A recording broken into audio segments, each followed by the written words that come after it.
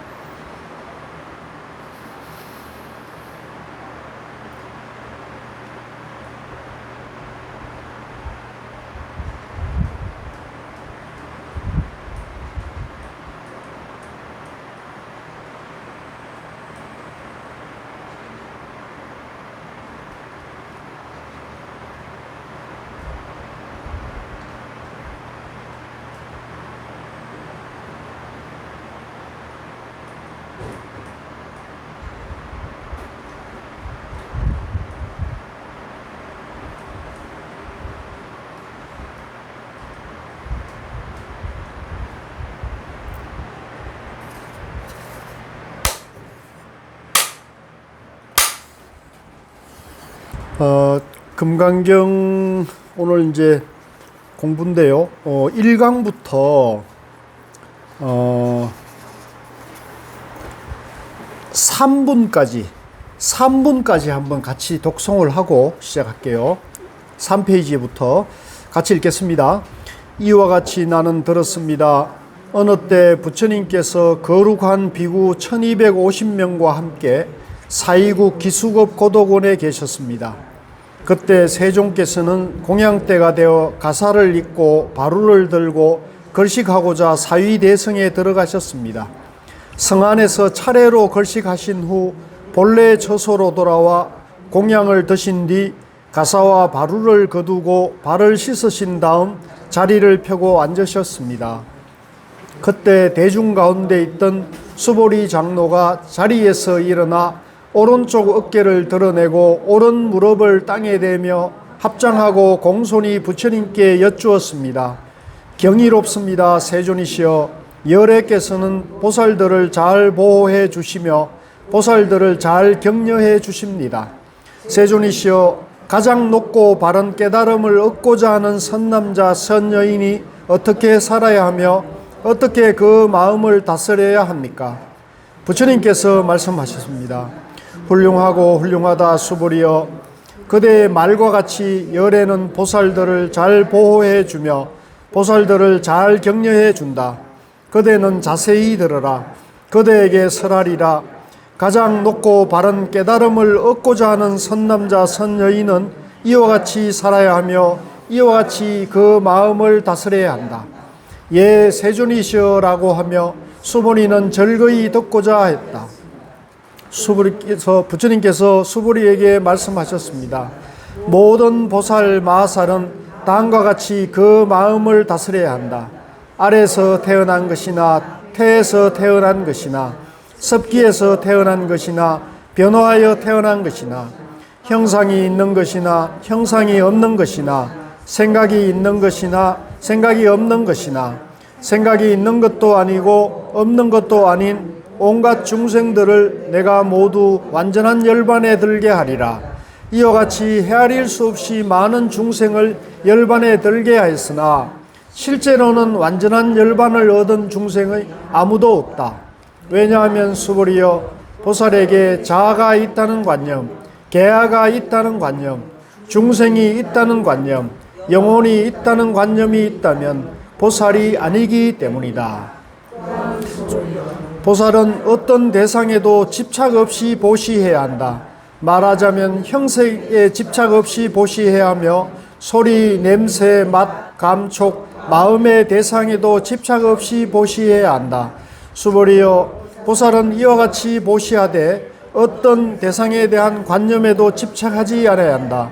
왜냐하면 보살이 대상에 대한 관념에 집착 없이 보시한다면 그 복덕은 헤아릴 수 없기 때문이다. 수보리여, 그대 생각은 어떠한가? 동쪽 허공을 헤아릴 수 있겠는가? 없습니다. 세존이시여, 수보리여, 남서북방 사이사이 아래 위 허공을 헤아릴 수 있겠는가? 없습니다. 수보리여, 관념에 집착하지 않고 보시하는 복덕도 이와 같이 헤아릴 수 없다. 수보리여, 보살은 반드시 가르친 대로 살아야 한다. 자, 여기까지 하고요.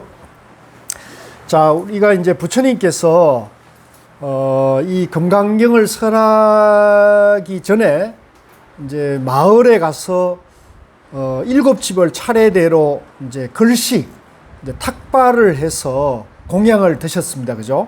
그리고 갖고 와가지고 이제 자리를 펴고 앉아서 공양을 드시고 이제 바루를 씻고 발을 씻고 이제 자리를 펴고 앉으셔서 이제 법문을 설할 준비를 하는데 이 선의 입장에서 보면 이 말 없이 행으로 글식하신 그 모습이 그대로 우리에게 가장 고귀한 설법을 하고 있다. 이렇게 제가 강조를 해드렸습니다. 그죠? 그래서 그걸 강조하느라고 제가 무려 2번이나 그 얘기를 되풀이해서 말씀을 드렸는데 그 뜻이 조금 공감이 되십니까? 그러니까 이 말로서 어떻게 살아라, 무엇이 깨달음이다, 또 어떻게 마음을 다스려야 한다는 것은 말일 뿐입니다. 말.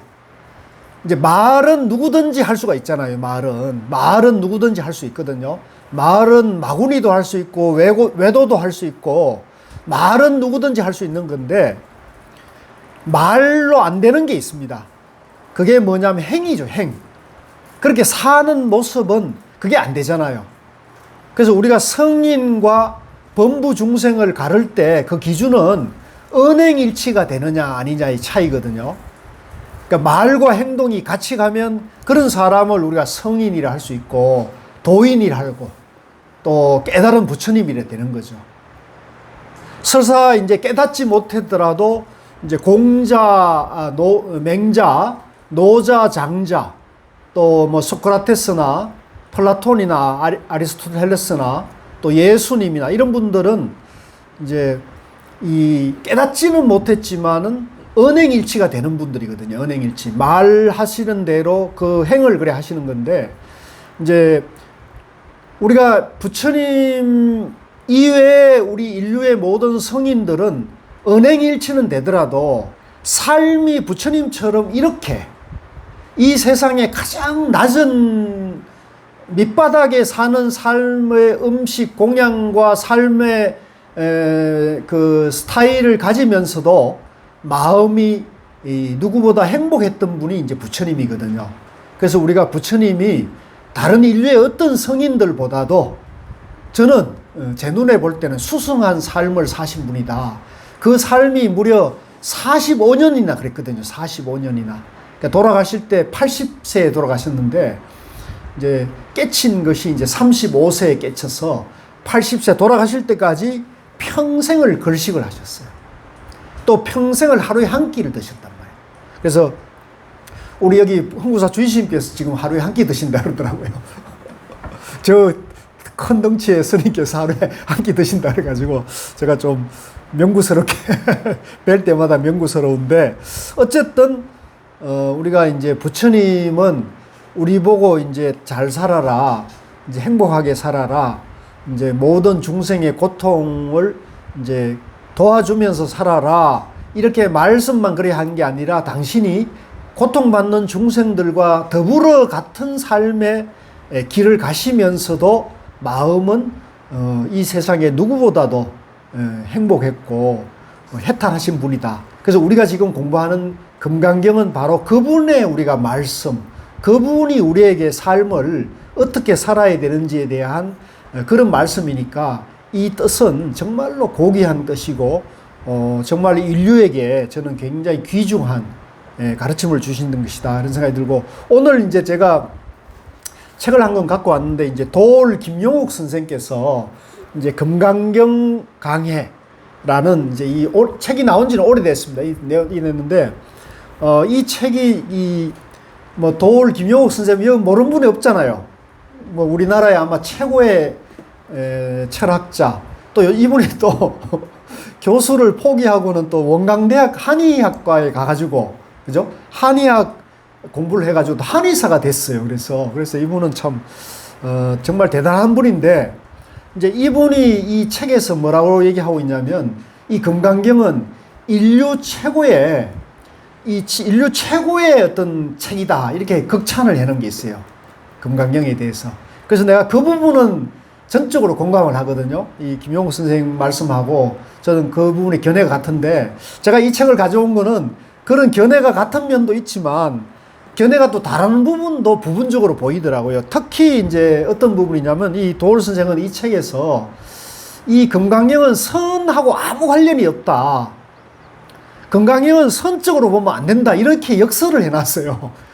몇 군데나 그렇게 아주 힘주어서 그걸 얘기를 해놨어요. 제가 보고 깜짝 놀랐어요. 아니 이분이 우리 제가 앞서도 강의 때 말씀드렸지만은 우리 대한불교 조계종의 소위경전이 뭡니까? 바로 이 금강경이잖아요. 그러니까 조계종은 육조 조계 해능대사의 가르침을, 그죠? 이 해능대사의 직지, 도노선, 깨달음이 점점 닦아서 깨닫는 것이 아니라, 우리가 본래 부처이기 때문에, 우리가 본래 성불에 있기 때문에, 우리가 본래 완전하기 때문에, 본래 우리가 완전하고 본래 깨달아져 있는데, 자기가 자기 깨달음, 자기가 완전한 줄 모르고 착각에 빠져 있다는 거예요. 착각. 그래서 그 착각에서 깨어나면 본래 완전함으로 돌아오기 때문에, 본래 부처로 돌아오기 때문에, 이걸 우리가 선에서는 도노라 그러거든요. 도노. 한번 같이 해볼까요? 도노. 또는 이걸 직지라 그래요. 바로 가리킨다. 직지. 그러니까 이 직지 도노의 깨달음의 입장, 견해는 이 선종이 갖고 있는 독특한 특색이거든요.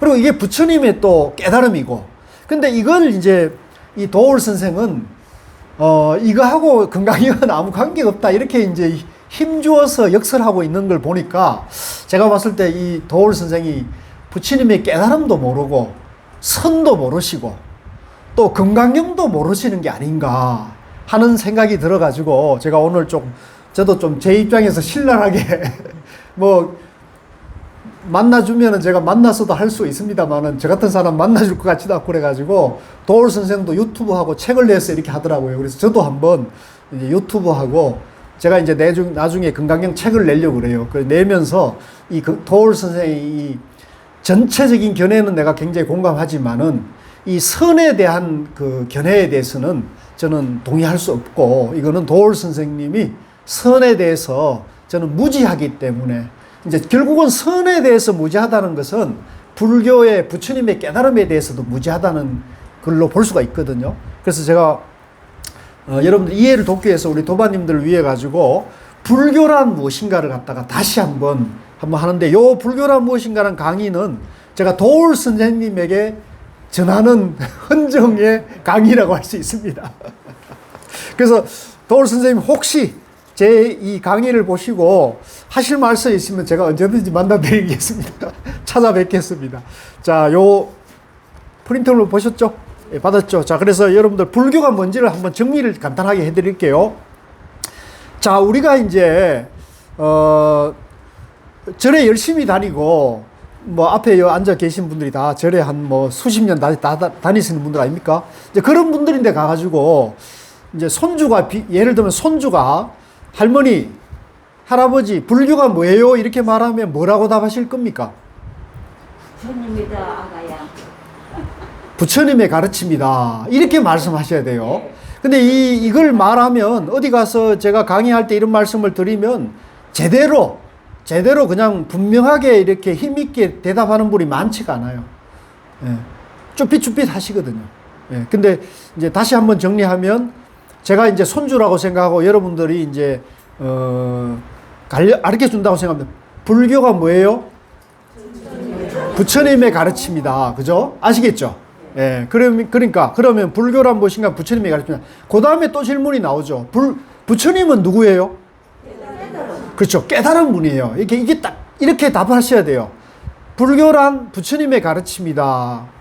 부처는 깨달은 분이다. 자, 그 다음에 이제 또 질문이 나와요. 그러면 무엇을 깨달았습니까? 하는 거죠. 중도를 깨달았어. 중도를 깨달았어요. 맞아요. 그러니까 제 강의를 좀 들어본 분들은 이렇게 적답이 나오는데, 근데 이거를 이제 사실은 이게 우리 한국 불교뿐만 아니라 세계 전반에도 이게 참 어려움이 많은 게 뭐냐면 부처님이 깨치고 깨달음에 대해서 법을 설해놓은 게 경전이 몇 가지나 돼요. 이름해서 84,000 경전이 있다 보니까 그 경전에도 그 경전마다 특색이 있었어요. 그게 이제 그 듣는 이의 눈높이에 맞춰서 그 깨달음을 설하다 보니까 그 깨달음이 유치원생들이 이해해야 될 그런 설법도 있고 저 대학원 석사 박사들을 대상으로 해가지고 하는 그 설법도 있거든요. 그러니까 이게 너무 편차가 커요. 편차가 클 뿐만 아니라 여기 가서는 부처님이 중도를 깨달았다 그러고 또 다른 데 가서는 팔정도를 깨달았다 그러고 또 다른 데 가서는 사성제 또 다른 데 가서는 연기 또 연기 중에 12연기 뭐 10연기 또 중도 연기 생멸 연기 연기만 해도 어마어마하게 다양해요. 또 다른 데 가서는 무화 또 어떤 데 가서는 삼법인 무상 무주 무념 삼매 선정 이제 이런 얘기를 다양하게 해놨다 보니까 경전을 읽으면 읽을수록 공부를 하면 많이 할수록 이게 정리가 되지 않고 오히려 혼란이 오고 더 복잡해지고 어렵다고 하는 사람들이 10중 8구예요. 여러분들 어떻습니까? 우리 저 동산불교대학 공부하시는 우리 거사님은 어떠셨어요? 솔직하게. 할수록 어렵죠. 예. 예, 과부하가 걸리고 또 공부할수록 또 새로운 걸 봐야 될 게 많이 생기고요. 꼬리에 꼬리를 물고 뭐 가령 뭐 경전 좀 보다가는 대성경전 봐야 되고 대성경전 중에서도 법화경 뭐 화엄경 같은 경우는 80권 화엄경이 80권. 그 뭐 어마어마해요. 그래서 우리나라 불자들이 아마 화엄경 다 본 사람 아마 1%가 될까 싶거든요. 저의 스승이었던 고우 스님도 평생 화엄경을 못 보셨다 그랬거든요. 못 보셨다 그랬었어요. 그래서 이제 그것이 어렵다는 것을 넘어서 이제 이 불교의 말씀이 워낙 다양하기 때문에 불교 공부하는데 어려움이 있는데 이제 이것을 이제 성철 스님도 이제 그런 문제의식을 가졌던 것 같아요. 그래서 성철 스님이 10년 동안 산문을 나가지 않고 이제 그 팔공산 성전암이라는 곳에 이제 집을 한 채 방 한 칸을 짓고는 거기다 철조망을 치고, 왜냐하면 성철 스님 그때 일찍이 도인이라고 이름 나가지고 도인 구경하러 오는 사람들이 너무너무 많은 거예요. 그러니까 막 줄 서서 찾아오니까 그게 얼마나 그 당신의 어떤 공부에 귀찮았겠어요. 그러니까 아예 철조망을 착 치고는 그걸 안에서 문을 철조망을 딱 열쇠고리를 안에서 딱 잠그고는 내가 세상을 가둬버렸다 이렇게 얘기하셨더라고요. 우리가 볼 때는 당신이 철조망 안에 갇힌 건데 당신은 말씀하기를 내가 이놈아 이 세상을 내가 이제 가둬버렸다 이렇게 딱 하셨더라고요. 그래서 그렇게 10년 동안 거기서 뭐 했느냐? 혼자서 이 경전을 다시 정리를 하신 거예요. 이제 초기 경전, 대성 경전, 선호록, 그 다음에 이제 현대 철학서, 현대 과학서를 다 구해가지고 이분이 10년 동안 이걸 정리한 건데요. 10년 동안 정리한 결론이 뭐냐면 그게 성철스님 101법문이라는 책이 나온 건데, 제가 여기서 말씀드리는 것이 성철스님 101법문 상권에 나와 있는 것을 제가 한 10번 정도 공부해가지고 정리가 딱 회통이 되니까 이제 이 모든 것이 다 이제 조금 편해졌어요. 그래서 그걸 제가 요약해서 말씀을 전해드리는 것이다. 이렇게 이해하시면 되는데요. 자, 거기에서 중도란, 이제 부처님이 중도를 깨달았어요. 그 중도를 뭐라 그랬느냐 하면, 이거는 부처님이 하신 말씀이에요. 이제 부처님이 깨치고 첫 설법이 이제 우리가 초전법륜이라고 합니다. 초전법륜. 같이 봅시다. 초전법륜. 그러니까 부처님이 깨닫고 난 다음에 처음으로 깨달음이 무엇이다는 설법을 한 경전이니까 불교 사상사적으로나 경전사적으로 어찌 보면 가장 중요한 경전을 할 수 있어요. 첫 설법이니까. 그 초전법륜에서 뭐라 그랬냐면 부처님이 열에는 이 두 가지 극단을 버리고 중도를 원만히 잘 깨달았다. 이렇게 말씀하셨어요. 그러니까 부처님이 당신 입으로 뭘 깨달았다고 했습니까? 바로 중도를 깨달았다는 거예요. 그러면 중도 앞에 중도에 장애가 되는 게 뭐냐면 두 가지 극단이라고 그랬어요. 두 가지 극단. 두 가지 극단이 뭐냐면 우리가 잘 아는 고행주의와 쾌락주의예요.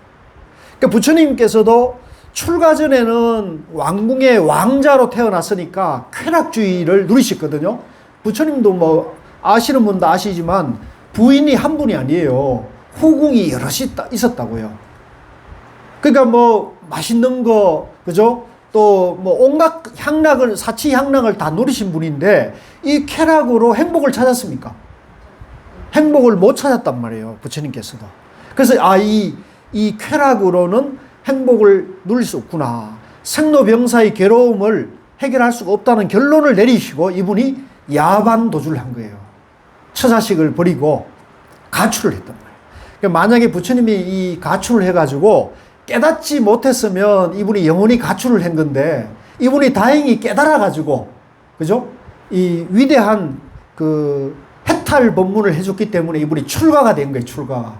그래서 가출과 출가의 사이는 깨치느냐, 도를 이루느냐, 못 이루냐인데, 하여간 깨쳐가지고, 가출을 해가지고 여러 서성을 찾아다녔는데, 그 여러 서성들의 수련 명상을 다 그분들이 가르치는데 가장 높은 경지까지 다 도달해 해봤지만은 아직 마음에 번뇌 망상이 없어지지 않더라는 거예요. 마음에 여전히 마음이 서산하고 찜찜하고 괴롭고 고통을 느꼈다는 거예요.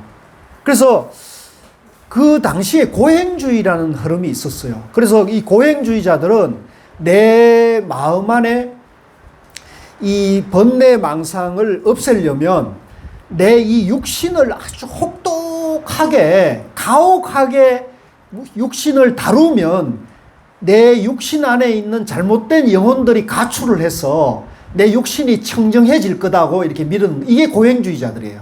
이해되죠? 예를 들면 우리가 여러분들 옷이 이게 처음에 새 옷이다가 이 옷을 입다 보면 때가 묻으면 그 때를 벗기려면 요즘은 이제 세탁기가 나왔습니다만 옛날 우리 어렸을 때만 하더라도 빨래터에 가가지고 그 때를 빼려면 뭘로 두들겼어요? 빨래 방망이로 그걸 두들기고 빨래판에 밀었지 않습니까? 그러면 어떻게 돼요? 때가 줄줄줄줄 이렇게, 그죠? 해나가는 거 보셨죠? 그렇듯이 우리 육신의 잘못된 이 영혼, 잘못된 번뇌, 망상, 이런 걸 갖다가 이제 빼려면 이 몸을 혹독하게 다뤄야 된다. 이게 고행주의예요. 그래서 이 부처님이, 이분이 너무나 순수하고 순진한 분이어가지고 무려 6년 동안, 경전의 기록에 의하면 6년 동안 이 고행을 했다는 거예요. 한번 우리가 생각해 보세요. 6년간 하루에 뭐 한 끼도 잘 안 드시고, 그죠? 뭐 완전히 굶어가지고 자기 몸이 이제 이 백가죽이 등뼈에 가서 붙었다는 거예요. 어떻게 한번 생각해 보세요. 이 백가죽이 등뼈에 가서 딱 붙었을 정도면 얼마나 그래서 우리가 가끔 절에 가거나 또 이렇게 사진에 보면은 부처님의 고행상 사진이 보이죠. 그게 바로 그 부처님이 그거 깨달았을 때 그게 아니에요. 그거 여러분들 오해하면 안 되는데 그건 전부 잘못된 이해예요. 고행하는 것은 깨달을 때 사진이 아니고 잘못된 공부할 때의 사진이에요. 그렇지만 그런 혹독한 고행을 했다는 건 또 의미가 있어요. 왜 그러냐면 그런 걸 해도 해탈이 되지 않는다는 걸 체험을 하신 분이니까, 그죠? 그래서 이제 많은 사람들이 불교를 고행주의로 오해하는데 그거는 불교를 잘못 이해하는 거고요. 불교를 고행주의로 알고 가르치고 또 그런 것을 또 이렇게 사는 분들이 가끔 들어 보이는데 그런 분들도 불교를 잘못 알고 계시는 거라고 저는 감히 말씀을 드릴 수 있는데, 그 근거가, 그러면 당신이 그렇게 말하는 근거가 뭐냐면 바로 여기 초전법륜경에 있다. 두 가지 극단, 쾌락주의와 고행주의의 양극단을 버렸다는 거예요. 버리고, 그래서 부처님도 6년 고행하다가 이거 갖고 안 되겠구나, 이렇게 해서 내가 이렇게 하다가 내 목숨을 잃어버리겠다, 잘못하면. 그러면 아무 이익이 없잖아요. 원래 뜻했던 해탈의 길을 갈 수가 없으니까. 그래서 이제 포기하고 이제 동네 처녀에게 우유죽을 얻어먹고, 그래서 우유죽을 얻어먹는 걸 보고 같이 수행했던 5 비구가 어떻게 합니까? 저 배신자. 원래는 부처님이 출가하니까 부처님의 아버지 부왕이 혹시 자기 아들이 출가해서 나중에 돌아올 수도 있고 하니까 돌아올 수 있는데 그 아들이 수행하다가 이제 혹시 위해를 받을까봐 5 무술을 잘하는 경호 청년들을 선발을 해가지고 머리를 깎여가지고 너희들은 저 시타르타 태자를 가까이서 외호를 해라, 이렇게 경호원으로 보낸 사람들이거든요. 근데 그 사람들이 이제 자기들이 살다 하다 보니까 이 고행주의에 빠졌던 거예요. 그래서 고행을 하면 또 그 나름대로 거기에 또 재미가 있거든요. 그 재미가 있으니까 거기에 이제 취미를 붙여가 하다가 보니까 어느 날 갑자기 부처님이 배신을 때리고 우유죽을 얻어먹고 배신을 때리고 가버리는 거예요. 그러니까 이분들이 엄청난 배신감에 저 변절자 그러면서 속락질하고는 시타르타 태자를 갖다가 경호의 임무를 포기하고는 버리고 딴 길로 간 거예요. 이게 이제 오비구가 되는 거예요. 재밌어요. 그래서 우유죽을 얻어먹고 기운을 차리고는 목욕 재개를 합니다.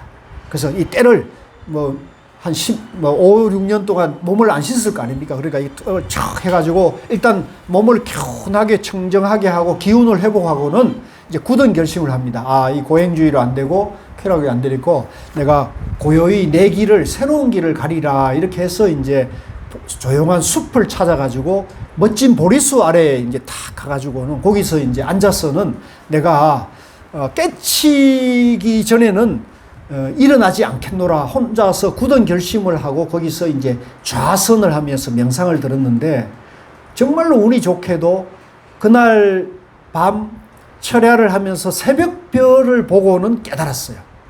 새벽별을 보고 깨달았던 거죠. 그래서 이 깨달음이 뭐냐가 중요한 거예요. 이 깨달음이 뭐냐면 그 깨달음이 부처님 입으로 뭐라고 그랬습니까? 중도를 깨달았다는 거죠. 그래서 요걸 여러분들이 절대 이거 바꾸면 안 돼요. 이걸 지금 보면은 우리나라에서 불교를 안내하고 또 제가 요 며칠 전에 우리 불교의 아주 유명한 재단에서 월간지 책을 냈는데 거기에서 이제 부처님의 깨달음에 대해서 이제 유명한 학자들, 우리나라의 대표적인 학자들, 초기 불교를 대표하는 학자, 또 가나선을 대표하는 학자, 또 뭐 이런 여러 학자들이 이제 글을 쓴 거를 제가 우연히 보게 됐어요. 그래서 저도 이제 깨달음을 이분들이 뭐라 그러나 이렇게 해서 이제 유심히 이제 정독을 했는데 아유, 너무 실망을 했어요. 그 초기 경전, 초기 불교를 중요하는 분도 이 초전법륜의 중도에 대해서는 한마디도 말을 하지 않는 거예요. 그리고 뭐 자기가 아는 그냥 자기가 공부하는 얘기만 깨달음을 갖다 잔뜩 새겨놓은 거예요. 아, 나 너무 실망스럽대. 너무 실망스러워. 그 다음에 가나선 해가지고 뭐 그 어디 대학의 유명한 교수님이 자기도 가나선을 했다는 분인데 그분도 이 중도라는 말은 뭐 거의 없어요. 그래서 저는 그걸 보면서 너무 실망스러워서 제가 뭐 깨닫지도 못했고 저도 아는 것이 부족하지만은 저라도 계속 이런 얘기를 해야겠다고 하는 거예요. 그래서 저는 제 얘기가 아니고 이 얘기가 누구 얘기입니까? 부처님 얘기. 우리는 부처님 가르침을 기준으로 해야지 자꾸 자기 얘기를 기준으로 하자. 이런 거는 불교를 지금 혼란을 만드는 거예요. 우리가 부처님 8만대장경도 복잡한데 그 8만대장경을 본 학자들이 자기 얘기를 자꾸 하게 되면 불교가 더 혼란을 퍼뜨리는 거지 않습니까? 그래서 우리 여기 공부하는 분들은 이제 제가 다시 말씀드리지만 불교를 공부할 때 반드시 부처님 가르침에 의지해서 공부를 해야 된다. 아시겠죠? 네. 그래서 저도 여기 말씀드리지만 금강경이나 여기서 말씀드리는 것도 초전법륜경에 부처님이 뭐라고 했는지를 보셔야 된다는 거죠. 이 얘기 그냥 하면 아무 문제가 없어요. 자, 그래서 이제 열에는 두 가지 극단을 버리고 중도를 원만히 잘 깨달았다 그랬는데 요 법문을 들었던 분이 부처님을 경호했던 오비구가 이제 이 법문을 부처님이 먼 곳까지 찾아가 가지고 이 설법을 한 거예요. 안 들으려고 했는데 이제 살살 이제 구워가지고 법문을 듣게 한 건데 이제 고행주의도 버려야 되고 쾌락주의도 버려야 된다니까 이분들이 고행하는 분들이잖아요. 그러니까 이 말을 알아듣겠습니까? 못 알아듣죠. 이분들은 고행에 집착하고 있는 분이니까 그거 버려라 이렇게 하니까 못 알아듣죠. 그러니까 이제 부처님이 이분들이 못 알아듣는 것 같으니까 그러면 원만히 깨달은 중도가 무엇이냐 또 일러주는 거예요. 자문자답을 하는데 거기서 뭐라면 중도란 무엇인가 곧 8가지 바른 길이다 이렇게 얘기를 해요. 그러니까 중도 이꼬르 팔정도가 되는 거죠. 그래서 중도는 곧 팔정도다 이런 논리가 되는 거예요. 아시겠죠? 그래서 지금 우리나라의 불교를 가리키는 분들이 팔정도 얘기하는 분은 굉장히 많아졌어요. 근데 팔정도가 중도라는 얘기를 하는 사람은 또 극히 적어요. 이제 그거는 제가 봤을 때 중도를 제대로 모르시기 때문에 중도에 대한 아직 이해가 이제 완전하지 않기 때문에 자신 있게 이걸 설명하기가 좀 어렵지 않겠나 이런 생각이 들어요. 저도 마찬가지고요. 저도 마찬가지인데 자, 우리는 하여간 부처님 말씀을 계속 기준으로 봐야 되는데 중도가 곧 팔정도라는 거 아시겠죠? 그러니까 부처님의 깨달음이 중도고 팔정도라는 건 결론이 나 있죠. 이거는 의문이 있습니까? 없습니까? 이거는 의문이나 의심을 하면 안 되는 거예요. 아시겠죠? 이거는 모든 불교를 믿는 사람이라면 부처님이 깨달은 분이고 무엇을 깨달았는 했을 때 중도, 팔정도를 깨달았다는 것은 합의가 되는 거예요. 이걸 시비하면 안 되는 거예요. 이걸 시비하면 외도가 되는 거예요. 아시겠죠? 그래서 자, 그러면 자, 우리는 이 중도, 이제 팔정도가 뭔지를 공부해가지고 확실히 이해하면 우리도 부처님의 깨달음을 이해한 것이 되는 거죠. 자, 그 밑에 보세요. 중도란 무엇인가를 제가 정리해놨죠. 자, 이 중도를요, 초기 경전이 수타니파다가 있어요. 이제 수타니파다는 법구경과 함께 부처님 설법 중에 가장 초기에 한 그런 설법인데 그 수타니파다에서 부처님이 중도를 뭐라 그러냐면 같이 읽겠습니다. 양변에 집착을 떠나고 가운데에도 집착하지 않는다. 자, 아까 양변을 집착을 떠나는 거는 아까 초전법륜경에도 그렇게 말씀했잖아요. 양변을 떠나고 중도를 깨달아 했잖아요. 그건 맞는데 여기는 한 걸음 더 나갔어요. 가운데도 집착하지 않는다 그랬죠. 그러니까 우리가 지금 중도를 이해할 때 가장 혼란스러운 게 이제 진보다 보수다 여다 야다 갑이다 을이다 노다 사다 이렇게 할 때 좌다 우다 할 때 그 중도는 그 가운데가 중도 아닐까? 이렇게 우리가 상식적으로는 그래요. 상식적으로. 그래서 우리도 옛날에 보면 정치하는 사람이 나는 중도다 이런 사람이 있는데 중도는 진보와 보수의 가운데쯤을 이제 자기 위치를 잡는 포인트를 잡는 사람들이 있을 수 있는데 불교의 중도는 그 정치에서 말하는 중도는 그게 맞아요. 근데 불교에서 말하는 부처님의 중도는 그게 아니에요. 그걸 일단 여러분들이 아니라는 걸 잘 이해를 하셔야 돼요. 그러면 불교에서 말하는 중도는 뭐냐? 대립하는 양변의 집착을 떠나고 같이 해봅시다. 집착을 떠나고 가운데도 집착하지 않는 것. 그러면 뭐가 중도입니까? 아무도 없는, 아무것도 집착하지 않는 것. 그렇죠. 아무것도 집착하지 않는 것. 그렇게 말할 수는 있어요. 근데 그거는 말이라면, 지금 요렇게 말한 거 좀 말이잖아요. 아무것도 집착하지 않는 것도 말이잖아요. 말 이전에 우리가 어떤 게 있어요? 생각이 있고, 사유가 있고, 마음이 있잖아요, 마음. 그죠? 사유, 생각, 말 이전에 우리 마음자리가 있잖아요. 우리 그 마음자리가 본래 중도로 되어 있다는 거예요. 부처님이 이걸 깨달은 거예요. 예, 조금 어렵지만은, 예, 조금 이렇게 이해를 하시면 돼요. 말로는 그걸 이해는 할 수 있는데 깨달을 수는 없다. 그래서 일단은 지금은 이걸 우리가 바로 깨달으면 참 좋은데, 이게 깨닫는 게 이게 쉬운 일이 아니단 말이에요. 그래서 일단은 요 말을 통해서 경전, 부처님 법문을 통해 가지고 일단 우리가 이해를 해보자는 거예요. 이해. 그래서 목표를 일단 이해하자. 중도를 이해하자. 목표를 같이 해봅시다. 중도를 이해하자. 중도를 이해하자. 그래서 이제 제가 이 강의 끝날 때 이해하신 분은 수료증을 주고 이해 못한 분은 재수강. 회비는 안 받을게요. 재수강. 그래서 여기서 양변이라는 걸 유념을 하셔야 돼요, 여러분들. 양변이란 고행과 쾌락, 고행과 즐거움. 보통 우리가 이제 사는데 가장 힘든 게 뭐냐면, 이제 괴로움과 즐거움이 가장 힘든 거예요. 예. 우리가 늘 즐거우면, 매일매일 좋은 날이 되면 우리가 아무 문제가 없잖아요. 그죠? 근데 부처님은 매일매일 좋은 날이 되신 거예요. 선종의 조사들은 부처님처럼 깨달아가지고 매일매일 좋은 날이 된 거예요. 그래서 그걸 일일시호일, 매일매일 좋은 날. 같이 봅시다. 매일매일 좋은 날. 매일매일 좋은 날. 우리는 좋은 날 하루, 안 좋은 날 하루. 좋은 날 이틀, 안 좋은 날 이틀. 이런 식으로 되잖아요. 나만 그런가?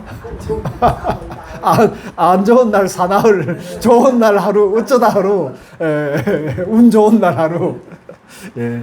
그러니까 이게 이제 우리 중생이 받는 고통이거든요. 예? 그리고 이제 우리가 나이가 들고 또 나이 들어서 병 한두 개 없는 사람이 없고 또 나이 들어 병 한두 개 없는 사람들이 기다리는 게 뭡니까? 이제 마지막 숨 멈추는 그날을 어차피 기다려야 되는데, 그죠? 그걸 생각하면 또 아득하잖아요. 편안해요, 마음이? 어떻습니까? 겁나요? 아니 또 이렇게 뭐 많이는 모르지만은 불교에 이렇게 들었으니까 조금 그게 덜 무서운 것 같아요. 그렇죠. 그래서 맞아요. 그러니까 지금 부처님께서 뭔지는 모르지만 그게 예, 맞아요. 부처님께서 우리에게 일러주신 84,000 법문의 모든 내용이 우리가 이제 살고 늙어가고 병들고 죽어가는 그 괴로움에 대해서 해탈하는 방법, 자유하는 방법을 일러주신 거거든요. 그러니까 부처님이 우리에게는 결국은 우리에게는 가장 좋은 선지식인 거죠. 이해되십니까? 우리에게 너가 행복하려면 나이 들고 잘 살고 나이 들고 병들고 죽는 가운데서 행복한 길이 여기 있다고 하는 말씀인 거니까요.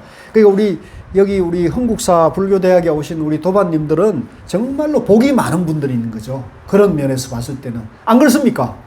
예, 복이 정말 많은 거예요. 그러니까 여러분들이 여기 와가지고도 마음이 내라는 생각이 딱 갇혀가지고 딱 갇혀 있으면 제 얘기도 잘 안 들리고 부처님 얘기도 잘 안 들려요. 그러니까 여러분들이 마음을 확 여셔야 돼요. 나라는 생각, 내라는 그 조변 소견을 탁 내려놓고 마음을 편하게 허공처럼 탁 텅 비우면 나다 너다 생이다 죽음이다 병이다 병아리다 늙음이다 젊음이다는 양극당 양변이죠. 그 양변을 집착을 다 떠날 수 있는 거죠. 아시겠죠? 그래서 여기 양변이란 괴로움과 즐거움이 대표적이지만 나다 너다 있다 없다 많다 적다 젊음이다 늙음이다 그죠? 그 다음에 갑이다 을이다 노다 사다 좌다 우다 남이다 여다 다 해당되는 거예요. 그래서 이 상대 분별에 대립하는 두 극단 그래서 우리 현실에서는 남여 빈부 노사 이런 것이 다 여기 해당되는 거거든요. 또 서양 철학적으로 보면 신이다 인간이다. 이제 절대자인 절대신이 인간과 자연을 창조해서 우리 인간과 자연은 피조물이고 이 피조물을 만든 조물주는 하나님이단 말이에요.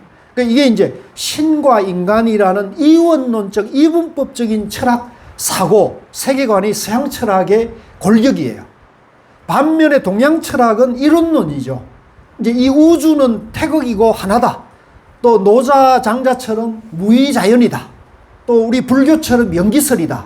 이런 거면 이론론에 해당하는 거예요. 이론론. 그래서 이제 서양과 동양이 그런 세계관적으로도 차이가 나는데 최근에 와가지고는 이 동서 철학들이 많이 이제 그 연기설 쪽으로 많이 수렴한다고 저는 보고 있는데 어쨌든 이런 이분법적 세계관인데 양변의 어느 한편에 집착하면 대립 갈등이 지속됩니다.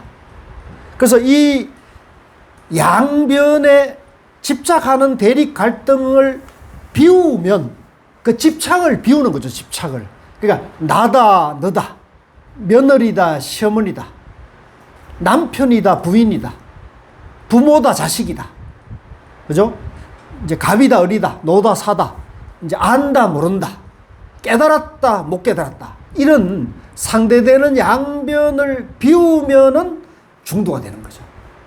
중도의 마음이 나온다는 거죠. 그래서 요걸 이제 양변의 집착을 떠난 자리랍니다. 양변의 집착을 떠난 자리가 어디 있냐면 우리 마음자리가 바로 그런 자리인데 우리 마음자리가 본래 그렇게 돼 있는데 우리는 이제 나다 너다 내 편, 네 편으로 지금 이분법적으로 사고를 하고 있다는 거죠. 양변에 집착을 하고 있다는 거죠. 그래서 이 양변의 집착을 다 떠나버리면 본래 마음자리가 드러난다는 거예요. 드러난다. 그래서 제가 자꾸 비유하지만 오늘 이제 해가 아주 반짝 떴는데 이제 어제만 하더라도 구름이 가려가지고 오락가락 해가지고 해가 안 비쳤잖아요. 근데 구름이 지나가면은 해는 저절로 비추잖아요.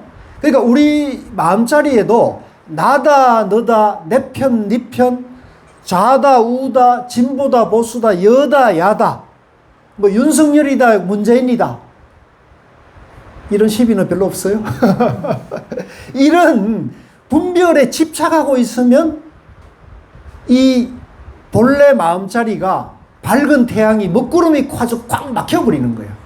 그러면 내 마음이 우울해지고 언짢아져 불편해져요. 어두워지는 거죠. 어두워져. 그러면 그 먹구름이 딱 그치면 지나가면 해가 확 비추죠. 그러니까 우리 마음자리에 우리 도반 여러 공부하는 불자님들 마음자리에 나다 너다 시어머니다 며느리다 남편이다 부인이다 부모다 자식이다 예? 유산을 많이 받는 형제다 예, 뭐 언니 누나다 동생이다 이런 시비 분별이 있는 한은 여러분들 마음이 괴로움의 먹구름이 들어져 있는 거예요. 그래서 본래 마음자리를 지금 막고 있는 거죠. 막고. 그러면 어두워지고 우울해지고 힘들어지고 괴로움을 받는 거예요. 그러니까 그 괴로움, 우울, 어두움을 걷어내려면 어떻게 돼요? 그 집착을 비우는 거죠. 집착을 비우면 그 문제가 있는 그대로 명명백백하게 보인다는 거죠. 그것을 우리가 여실직연이라고 그래요. 한번 같이 해볼까요? 여실직연. 있는 그대로 보인다. 있는 그대로 본다. 있는 그대로 보인다는 거죠. 그래서 그것을 우리가 이제 양변의 집착을 떠난 자리라 그러고, 우리가 이 우주 만물이 서로 의지해서 존재하는 존재 원리라는 거죠. 존재 원리. 그래서 그 자리를 이제 부처님은 이제 중도라고 그랬습니다. 같이 해보세요. 중도. 양변을 떠난 자리. 그래서 이 중도, 양변을 떠난 자리를 이제 개념 철학적으로는 중도라 했고요. 이제 이걸 우리가 존재 원리, 이제 우리가 철학이나 종교나 이런 말과 문자를 다 떠나고 우리의 존재 원리라는 게 있잖아요. 우리 여기 있는 모든 분들의 존재의 원리가 있잖아요. 이 존재의 원리에 보면은 이 존재 원리를 그걸 이름해서 중도라고 이름을 붙였다고 보면 돼요. 중도. 존재의 원리. 그래서 나도 중도로 존재하고, 여러분들도 중도로 존재하고, 부처님도 중도로 존재하고, 성철 스님도 중도로 존재하고, 육조 스님도 중도로 존재한다는 거죠. 윤석열 대통령도 중도로 존재하고, 문재인 대통령도 중도로 존재하고, 푸틴도 중도로 존재하고.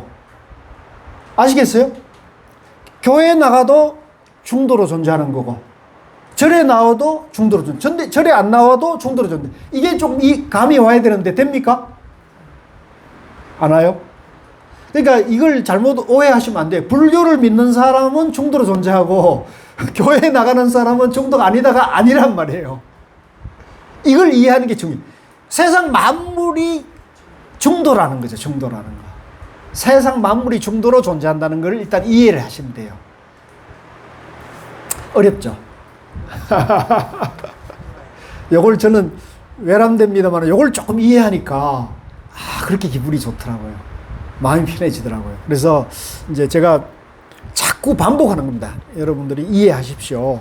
그래서 이 부처님 경전은 84,000 경전이 전부 이 중도, 이 존재 원리를 이제 이해하라고, 깨달아라고 유치원생, 대학원, 중학생, 고등학생, 대학생, 대학원생, 석사, 박사들에게 그 눈높이에 맞게 지금 계속 중도 원리를 깨쳐라, 중도 원리 깨쳐라고 하시는 거예요. 따지고 보면. 그러니까 하나의 얘기를 하는 거죠. 그래서 어떤 분은 팔만대장이 전부 잔소리다, 부처님 잔소리다, 그런 사람이 있어. 그게 적절한 비유일 수 있어요. 네. 그 모든 게 중도인데 네. 어떻게 돼서 양변이 생기는 거예요? 중요한 질문이에요. 모든 게 중도라면 왜 우리는 양변이 일어납니까? 네. 그럼 왜 일어날까요? 왜 우리는 양변에 집착하고 양변에 머물러 있을까요? 개인의 업력? 개인의 업력? 개인의 업도 존재 원리를 보면 뭐겠어요? 업도 존재 원리를 보면 중도죠. 그죠? 그러니까 업이라는 것도 사실은 이제 답은 아니고, 또 그렇죠. 지금 말씀하신 내가 여기 있다. 그렇죠. 네, 내가 있다. 내가 이 우주에 내라는 존재가 독립된 실체로 있다. 지금 우리는 다 그렇게 생각하잖아요. 다 그렇게 생각하죠. 지금 내가 있다. 내라고 할 것이 여기 우주에 독립된 나, 여기 중요 박이성이 있다고 생각하잖아요. 내가 있으니까, 그죠? 내가 있으니까 내가 누군데, 그래서 누가 나를 무시하면 기분이 좋아요? 나빠요? 누가 나를 무시하면 내가 기분이 나쁘죠. 그러니까 어제 뭐 신당동 어디 그 역에서 그 젊은 처자를, 그죠? 뭐라 그러죠? 그걸 우리가 스토킹을 했는데, 이제 거기에 대해서 자기를 이제 안 받아주고 자기 보호 신청을 하고 이러니까 거기에 대한 안각품으로 그런 엄청난 그 비극적인 그런 살인을, 극단적인 살인을 저질렀는데, 그것도 따지고 보면 내가 있다는 생각에서 내가 누군데 니가 한 게 나를 이런 식으로 하는 그런 아상의 극치죠. 그래서 어려운 거예요. 예. 그게 이제 극단화된 거죠. 그게 심해지면은 이제 그 정신적인 병리 현상으로 나타나는 거죠. 사실은 제가 볼 땐 그렇습니다. 자본주의 사회는, 사회 경제 제도 자체가, 이게 이제 자본주의 사회는 적자 생존의 논리, 약육강식의 논리잖아요. 이게 뭐 옛날에 코미디 중에서 1등만이 사는 이 더러운 세상이란 말이 있는데, 지금은, 옛날에는 우리 동네에서 1등이면 끝났는데, 그죠? 지금은 이 전 우주, 전 세계가 실시간으로 이 교통이 발달하다 보니까 세계에서 1등 하지 않으면 살아남기가 어렵게 됐어요. 그죠? 그러니까 치열하게 경쟁을 하고, 이제 닮아드는 놈을 짓밟아서 못 올인하게 하죠. 지금 우리가 미국이 그런 거 아닙니까? 푸틴이 그런 거잖아요. 그죠? 미국이 중국을 저렇게다가 혹독하게, 그죠? 핍박하고, 이제 사실은 자본주의라는 게 자유시장주의를 얘기하는데, 지금 완전히 미국 같은 데가 역행하잖아요. 모든 것을 자기 중심으로 하고, 자국을 이익으로 하고, 그래서 말 안 들으면 제재해버리고 이렇게 되잖아요. 그러니까 이것이 결국은, 이제 아주 이 자본주의, 이 세계 경제 질서가 이러다 보니까 이게 이 지구상에 있는 모든 사람의 삶에 영향을 주고 있는 거죠. 그래서 제가 지금 그 얘기 하려고 하는 게 아니고, 자, 우리가 이제 이러다 보니까 내라는 존재가 있다고 하는 그 사고에 우리 생각이 폭이 좁혀져 있는 거예요. 그래서 어릴 때부터 이제 우리가 부모님 뱃속에 태어났을 때는 그런 분별이 없어요, 사실은.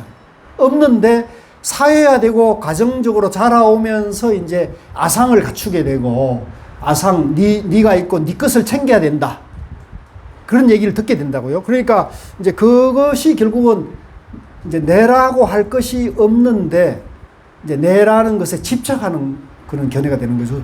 근데 그러면 왜 내가 없습니까? 이렇게 할 수 있죠. 이제 이게 또 중요해요.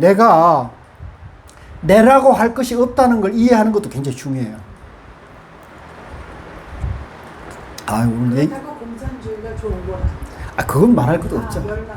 공산주의는 이미 멸망했으니까, 공산주의는 이미 그 시대착오적인 걸로 판명이 돼서 그거는 더 말할 것이 없죠. 말할 것이 없는데, 이제 그렇다고 해서 이제 이 사회 제도 자체가 이제 긍정적으로만 봐서는 안 된다. 그것이 갖고 있는 약점, 이제 제도적인 모순을 우리가 보면서 이제 인간다움 삶을 살 수 있는 방법을 계속 모색을 해야 되는 거죠. 모색해야 할 때 이제 부처님의 가르침이 필요한 거고, 이제 철학이 필요한 거고, 종교가 필요한 거죠.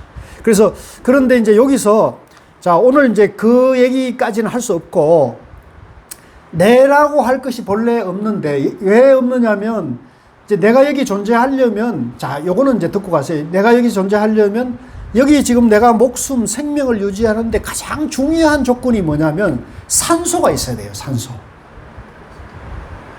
우리가 산소가 있어야 되는데, 지금 여기서 이제 내가 산소로 들어마시고 이산화탄소를 내뱉을 때 한 호흡을 할 때 내가 존재할 수 있잖아요. 그래서 이 불교에서는 우리가 생명이 어디 있느냐, 목숨이 어디 있느냐 할 때 호흡에 있다 그래요, 호흡에. 한 호흡 한 호흡이 이루어지는 사람은 생명, 목숨이 붙어 있는 거고, 이 호흡이 끊어지는 사람은 송장이 되는 거죠. 그러니까 우리가 생사가 어디 있느냐? 생사가 어디 있냐면 호흡에 있는 거죠, 호흡에. 근데 우리는 이 생사가 영원할 것처럼 생각한단 말이죠. 그래서 우리가 영원할 것처럼 생각하니까 내가 있다고 생각하는 걸 아상이라고 그러죠. 같이 해봅시다. 아상.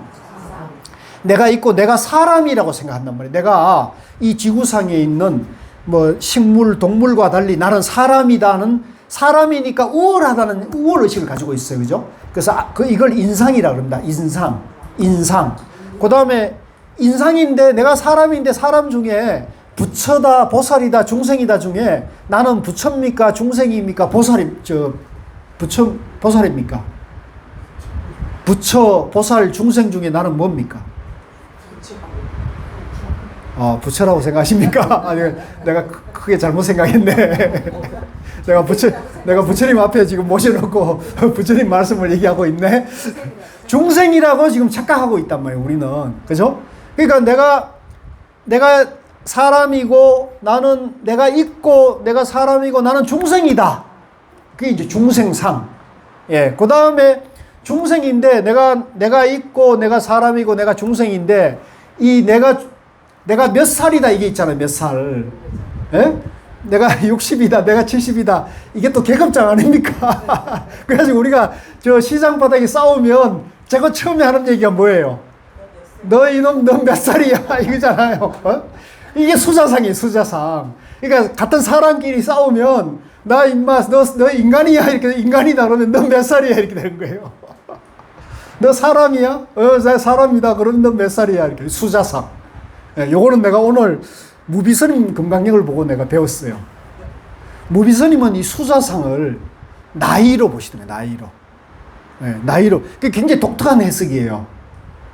여기 우리 건강경, 그 조계종본 건강경에는 수자상을 영혼이 있다고 새겼잖아요. 대체로는 영혼이 있다고 생각하는데, 무비스님은 나이로 봤더라고. 그래서 난 그거 재미있게 봤어요. 그래서, 이거 무비스님 보는 아주 탁월한 안목이다 봐가지고, 이제 요걸 내가 출처를 밝히고 쓰는 거예요. 근데 요게 똑같은 원리예요. 너 몇 살이야? 이렇게 있죠. 근데 이게 80, 90대가 죽으면 그 다음에 그 나이대로 가가지고 내가 귀신이 돼가지고 다음 세상을 간다는 이게 이제 수자상인 거죠. 일맥이상통해요. 그죠? 그러니까 요게 전부 요걸 사상이라는데 같이 봅니다. 사상. 사상이 근본이 뭐예요? 내가 있다는 견해잖아요. 그러니까 우리가 있다, 없다가 양변인데, 그죠? 부처님은 이 있다, 없다를 집착을 떠나라 그랬단 말이에요. 이걸 이제 철학적으로는 유견, 무견이라 그래요. 유무라 그러는데 우리는 유무의 양변의 집착을 떠나라 그랬잖아요. 그러니까 내가 있다는 견해도 떠나고 내가 없다는 견해도 떠나는 것이 뭐예요? 중도라 그랬단 말이에요. 이해되시죠? 그러면 우리는 항상 그런 있다, 없다를 떠나야 되는데 이제 우리 중생들은 아상, 인상, 중생상, 수자상에 우리가 딱 집착해 있으니까 우리가 괴로움을 받고 업을 짓고 생사윤회의 고통을 멈출 수 없다는 거죠. 그래서 요게 요걸 근본병이라고 그래요. 따라해보세요. 근본병. 근본병은 내가 있다는 착각. 아시겠죠? 예, 내가 있다. 요걸 이제 명심하셔야 됩니다. 그래서 요걸 이제 우리가, 요 근본병의 집착을 비우면 중도가 되는 거고, 집착해 있으면 중생이 된다. 예, 중생이다. 아시겠죠? 그래서 저 집착을 떠난 것을 이제 우리가 중도라 하고, 요걸 이제 고우 스님께서는 요걸 존재 원리라고 했습니다. 같이 봅시다. 존재의 원리. 존재의 원리라는 것은 우주 만물에 있는 모든 존재가 중도로 존재하고 있는 것도 아니고 없는 것도 아닌 걸로 봐야 되는데 자꾸 있다에 집착하고 또는 없다에 집착한다는 거죠. 예, 그게 양변이라는 거죠. 그래서 그 양변에 끄달리거나 집착하고 머물고 있으면은 괴로움을 받는다. 예, 아시겠죠? 그래서 그거를 그럼 어떻게 했느냐? 비우고 중도로 보라는 거죠. 중도로. 비우고 보라는 거죠. 중도도 버리고 중간도 버리자. 그 중간도 버리는데 그 중간도 버리는 그 자리가 있을 거 아닙니까? 비유하자면 이제 말이니까 그 양변도 버리고 중간도 버린 그 자리, 이게 말입니다. 말. 그걸 이제 우리가 본래 마음자리라고 그래요. 같이 봅시다. 본래 마음자리. 그걸 중도자리. 아시겠어요? 이제 이거는 비유입니다. 방편입니다. 그 자리가 있다. 어디에 있느냐? 우리 마음이 그렇게 돼 있다. 우리 마음자리다. 본래 마음자리다 말이죠. 본래 마음자리. 이거 빨리 끝내야 되는데 끝내고 좀 쉴게요. 그래서 요것을 부처님이 이제 다른 경전에 가서는 뭐라 그러냐면 연기라 그랬어요. 한번 같이 보세요. 연기는 이제 쉽게 설명하면 나와 우주 만물이 독립된 실체로 있는 게 아니고 모든 것이 서로 의지해 있는 거예요.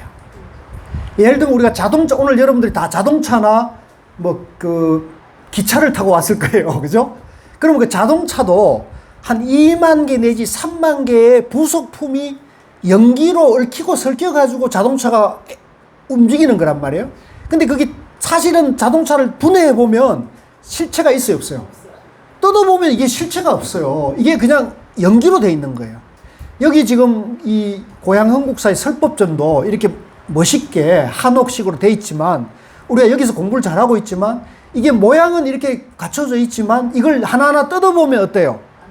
실체가 없죠. 온갖 건축 자재가 얽히고 설켜가지고 이렇게 이어져가지고 연기해서 의존해서 있을 뿐이지 이 독립된 실체는 없단 말이죠. 그래서 현대 과학자들은, 현대 의사들은 우리 이 몸뚱어리를 막 분해해가지고 장을 떼다가 다른 데도 붙이고 이래 하잖아요. 의술이 발달해가지고. 그러니까 이것도 분해하면 내가 있어요, 없어요? 이걸 분해하고 뜯으면 남도 줄 수 있고 이거 다 써먹을 수 있다는 거 아닙니까? 그죠? 그러니까 다른 사람 걸 떼다가 붙여서 쓸 수도 있고. 이해되시죠? 이게 독립된 실체가 아니라는 거지. 일단 이걸 이해하는 게 굉장히 중요해요. 특히 연세 많이 드신 분들은 이제 늙고 병들고 죽음을 앞두고 있기 때문에 이 몸뚱아리가 내라고 해서는 안 된다.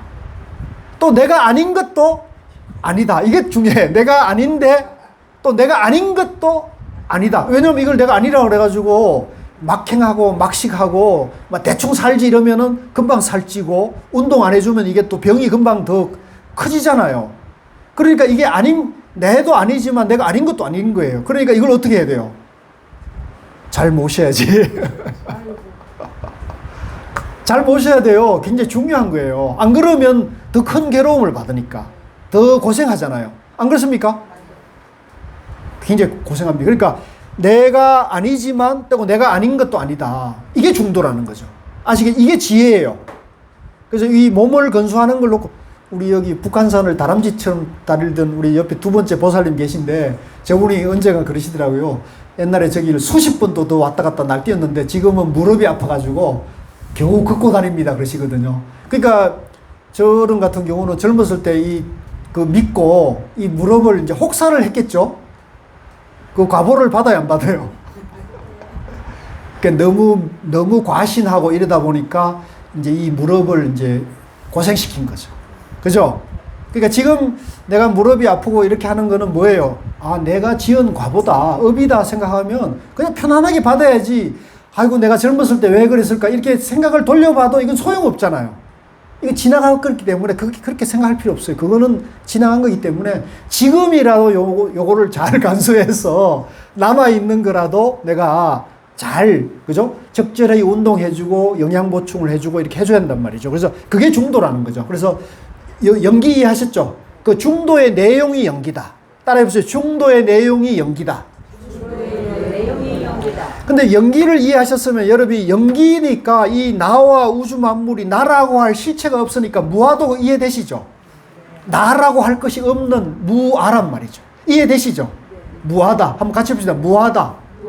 근데 무아라고 해서 내가 없는 건 또 아니다. 여기에서 이제 불교의 묘미가 있어요. 그래서 옛날에 이제 유명한 그 철학자들이 나는 이제 이 도울도 약간 그런 해석을 하고 있다고 보는데 옛날에 중국의 유명한 이머당 같은 그런 근대 대석학이라는 사람도 그렇고 우리나라의 많은 그 철학하는 분들도 자세히 얘기를 들어보면 그분들이 불교를 무아공을 잘못 이해해가지고 불교를 허무주의로 해석을 많이 해요. 허무주의로. 또는 불교를 무의자연의 무의를 말하니까 도가의 노장사상과 불교는 비슷하다 이렇게 해석을 하는 사람들이 많거든요. 그거는 바르게 이해한 겁니까? 잘못 이해한 겁니까? 그분들은 중도를 모르고 있는 거죠. 그러니까 영기, 무와 공을 도가의 무의자연, 허무주의로 해석을 해버리니까, 오해하니까 되는 거거든요. 그래서 우리가 이 오해를 벗어나려면 중도를 세워야 돼요. 그래서 이제 고우 스님께서나 성철 스님은 이 중도 앞에다가 연기 앞에다가 중도를 붙였어요. 그래서 중도 연기라고 그랬습니다. 같이 해봅시다. 중도 연기. 아무것도 없는 게 아니란 말이죠. 네. 있는 것도 아니고 없는 것도 아니고 중도로 존재한다. 연기로 존재한다. 무아로 존재한다. 아시겠죠? 네. 그 다음에 이 무아니까 연기니까 모양이 있어요, 없어요? 이 모양, 이 집이라는 모양, 이 중효라는 몸뚱어리 이렇게 고운 모습들이 다 실체는 없지만은 연기로 이렇게 인연이 돼 있는 거죠. 인연으로 돼 있는 거죠. 인연으로. 이해되시죠? 그래서 이게 인연이단 말이에요. 인연. 이 중류라는 몸뚱어리도 부모님에게 물려받은 유전자에 의한 인연이다. 그죠? 인연이고, 여러분들하고 저하고 만난 것도 인연이고, 다 인연밖에 없는 거예요, 인연. 인과 연이 만난 거예요. 그 인과 연이 닿으면 갈라서는 거예요. 언젠가는. 그죠? 그래서 그걸 인연이라고 그러고, 그걸 또 불교에서는 다른 말로 무상이라고 합니다. 같이 또 무상. 무상. 상이라는 것이 없다. 상. 그러니까 무아나 무상은 같은 뜻이죠. 무아, 무상. 그 다음에 우리 마음자리에 보면 우리 마음에 이제 여러 가지 주소가 있어요. 예를 들면 나하고 가까운 사람, 나인데 잘해주는 사람을 생각하면은 내가 마음이 포근해져요. 마음이 편안해져요. 그죠? 이제 지금 우리가 예를 들면 집에 가서 혼자 있을 때도, 잠이 안 올 때도 내가 좋아하는 사람, 나인데 잘해주는 사람, 어머님, 아버님 생각하면 내 마음이 왠지 포근해져요. 나만 그래요? 다 그러죠? 자, 그런데 여기는 좋아. 그런데 여기서 나를 원수처럼 대하는 사람, 나인데 10억짜리 돈을 떼먹어 한 사람, 나인데 사기치고 한 사람을 생각하면 어때 돼요? 마음이 울퉁불퉁하고 잠이 잘 안 오고 밥맛도 없어지죠? 그러니까 우리 마음에도 보면 마음의 주소가 있어요, 없어요? 마음의 고향도 있고, 원수들이 있는 곳도 있고, 마구리가 사는 곳도 있고, 그죠? 교회 다니는 사람들이 사는 곳도 있단 말이에요, 우리 마음에는. 예. 그래서 이 마음이라는 것도 원래 있는 것도 아니고 없는 것도 아닌데, 마음이 내가 있고 마음도 있다고 생각하는 사람은 마음의 주소가 다 있어요, 주소가. 그래서 그걸 유주라고 그럽니다. 갑시다. 유주. 머무를 곳이 있단 말이죠. 근데 이제 불교의 부처님이 깨달으면 이걸 무주라 그랬어요. 마음에는 머무를 주소가 없다. 무주. 예, 아시겠죠? 그래서 우리가 아까 이제 부처님이 중도를 깨달았고, 중도의 내용은 영기고, 영기니까 무하고 무상이고, 그 다음에 무주단 말이죠. 무주. 그래서 여러분들이 잠자다가 뭐 잠에서 깨거나 잠이 안 올 때 마구니, 왼수, 옛날에 돈 떼먹은 사람, 나인데 해코지한 사람을 생각하면 이익이 있어요, 없어요? 잠도 잘 안 오고. 그러니까 그런 생각 하지 말아요. 그러니까 마음에서 주소를 찾지 말고 무주로 가시는, 무주로. 아시겠죠? 그걸 이제 우리가 나중에 육조단경 공부할 때 육조스님은 그걸 무념이라고 그랬어요. 같이 봅시다. 무념. 생각이 없다는 거죠. 생각이 없다. 무주, 무념. 같은 얘기죠. 예, 무념. 그 다음에 이제 무상. 그 다음에 이제 무념, 무주, 중도, 영기로 보는 걸 정견이라고 그래요. 바른 견해. 같이 봅시다. 정견. 여러분들은 지금 중도, 영기, 무상, 무아, 무주를 이렇게 편안하게, 이렇게 쉽게 설명한 사람을 봤어요, 못 봤어요? 처음이니까 본 것도 아니고 안 본 것도 아니에요. 항복. 아이고, 공자님 앞에 문자 썼네. 예, 잘하셨어요. 그러니까 이렇게 불교를 공부하면 이 불교가 쉬워요, 어려워요? 쉬운 거예요. 내 마음과 이 머리가 있기 때문에 엄청 어려워요. 그렇게 하려고 아까 그 여사님하고 그랬어요. 우리 깨달음으로 봅시다. 이 일이 제가 그랬어요. 근데 이런 생각을 가져. 어디다가 그냥 100평짜리 하나 딱 쳐놓고 우리가 1년이고 정말 철도만 붙이고 계속 이러면 그게 이제 그거야말로 이제 정말 내적을 맞아요. 예.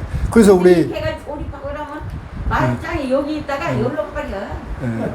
그래서 우리 그 스님들이 이제 참선하는 수도성들이 무문관에 들어간다 그러죠. 무문관 들어보셨죠? 그 우리 백담사라든가 이제 큰 절에 가면은 무문관이 있습니다. 그 가면은 한번 들어가면 90일 안것 동안에 밖에서 문을 딱 잠궈버리고 밥은 밥구멍으로 딱 하루에 한 끼 아마 대줄 거예요. 하루 한 끼 드시고 거기서 이제 무념, 무상, 이제 무아, 중도, 영기를 깨치고자 화두를 드는 거죠. 예. 제가 그 생각을 하고 있다고요. 구름이나 들까 예. 그렇지 않으면 어렵다. 예, 용기를 내십시오. 근데 이제 우리가 이제 금강경에서 부처님께서 잘 사는 길을 일러주고 있잖아요. 근데 요 중도를 제대로 공부하면 우리가 가정생활, 경제생활, 사회생활을 잘하면서도 중도를 깨치고 닦아갈 수 있는 길이 또 있어요. 그러니까 너무 실망하지 마시고, 아니 뭐 예.